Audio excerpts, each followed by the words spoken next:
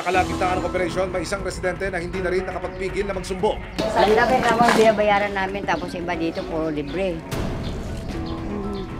Kailan po yan nagsimula? Naku, matagal na. Libre talaga sila dahil ba sila yung mga kontador. Sa loob lang ng kalahating oras, 4 na kilong kawad ng kuryente na gamit sa mga iligal na koneksyon ang pinutol ng Meralco. Maliban sa nakakabit na iligal na koneksyon, madalas din daw pumutok ang ilang linya rito.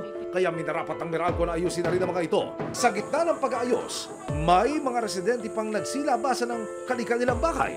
Kung sa 20 may kontador dito, Opo, dito po lahat. yung yung 50 walang kontador, may ilaw. Opo. Puy, ano ibig sabihin po nun? Hindi marami Jumper! nagja-jumper, lugi kami. Kami nagbabayad legal. Ayon sa Meralco, ngayon lang nila nalamang talamak ang pagja-jumper ng kuryente sa lugar. Dahil sa inyong pagpapaabot nitong case study na to, positive yung naging sumbong. May mga nahuli kaming may mga jumper wires sa area at mga 10 kabahayan yung nakitang gumagamit ng jumper.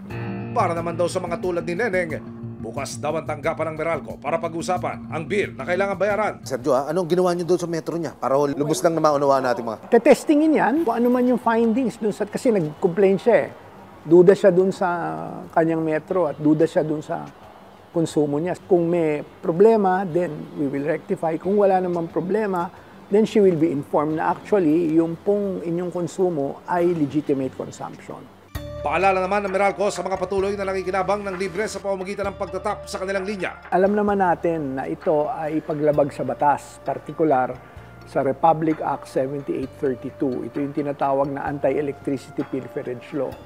Itong batas na ito naging batayan sa mga kaso na ifa-file na may mga kaso ng illegal service connections tulad ng mga jumper at iba-iba pang mga violations. So lahat ng involved doon sa electricity pilferage o yung nag-jumper cable, nag-jumper wire ay mananagot po sa amin at sa batas. Matapos ang agarang aksyon ng Meralco at resibo sa problema ni Neneng, mas kampante na raw siyang manirahan sa kanilang lugar ng walang pangamba ng sunog o paglobo ng bill ng kuryente. Masaya po kasi napalitan na yung kontador namin. Ngayon machi-check pa yung kontador namin kung anong diferensya.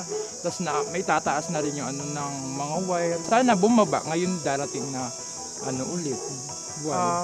Sinubukang hingi ng resibo ang panig ng mga bahay na naputulan o nakitaan ng iligal na koneksyon. Ngunit, hindi na sila humanap sa aming grupo. Lumalabas doon sa operation, 10 kabahayan yung naputulan ng kuryente dahil unang-unang ako, illegal ang koneksyon nila. Na-trace ba? Ano naging investigasyon ng Meralco?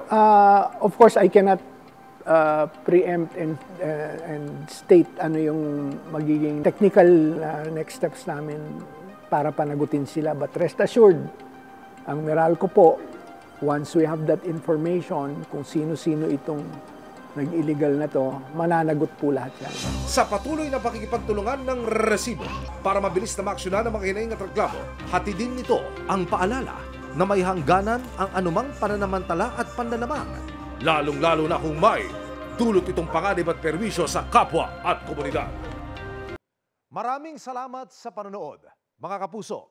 Para masundan ang mga reklamong nasolusyonan ng resibo, mag-subscribe lamang sa GMA Public Affairs YouTube channel